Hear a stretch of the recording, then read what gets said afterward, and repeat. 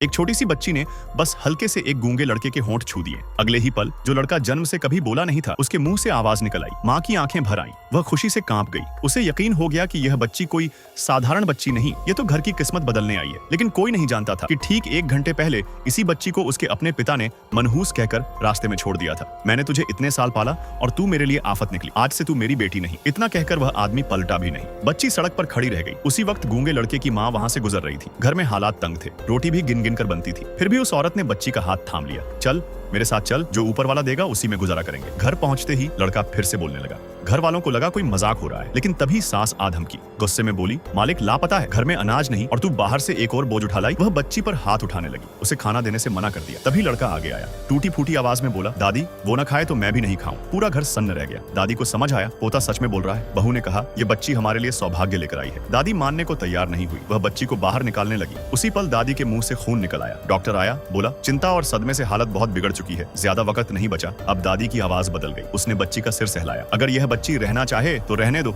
इतना कहकर उसने पहली बार बच्ची से माफी मांगी और उसी पल बच्ची के शरीर से हल्की सी सुनहरी रोशनी निकली, जो सीधे दादी के सीने में समा गई। दादी ने जोर से सांस ली और जमकर उल्टी की। डॉक्टर ने नाड़ी पकड़ी और हैरान रह गया। ये तो ठीक हो रही है, अब दर्द भी नहीं है। पूरा घर समझ गया, यह बच्ची सच में उनकी किस्मत है। कुछ दिन बाद बच्ची और लड़का आंगन में घास उखाड़ रहे थे। बच्ची ने सुना कि दादी की दवा के लिए पैसे नहीं है। वह घास से बात करने लगी। अगर दादी बीमार रहेंगी तो क्या होगा? अचानक वही सुनहरी रोशनी जमीन में समा गई। बच्ची ने जोर लगाया और जमीन के नीचे से सोने की ईंटें निकल आईं। घर में जैसे सांस लौट आई। लेकिन यह सब एक गलत आदमी ने देख लिया। वह आदमी मालिक के मरने की झूठी खबर फैलाकर खुद सत्ता हथियाना चाहता था। उसे सोना चाहिए था। अगले ही दिन वह सिपाहियों के साथ घर में घुस आया। झूठा आरोप लगाया कि मालिक ने गद्दारी की थी और ये सोना उसका सबूत है। बच्ची ने आगे बढ़कर कहा, ये हमारे हैं, आप नहीं ले जा सकते। वह आदमी हंसा। लड़के ने उसे धक्का दे दिया। अगले ही पल उसने बंदूक लड़के के सिर पर तान दी। तुम्हारा बाप मर चुका है। लड़के ने बच्ची की तरफ देखा। क्या तुम मेरे पापा को बुला सकती हो? बच्ची ने मासूमियत से पूछा। अगर वो आए तो ये सब बुरे लोग भाग जाएंगे? लड़के ने सिर हिला दिया। आदमी ने ठहाका लगाया। 3 मिनट में मरा आदमी लौट आएगा? पागल हो गई हो?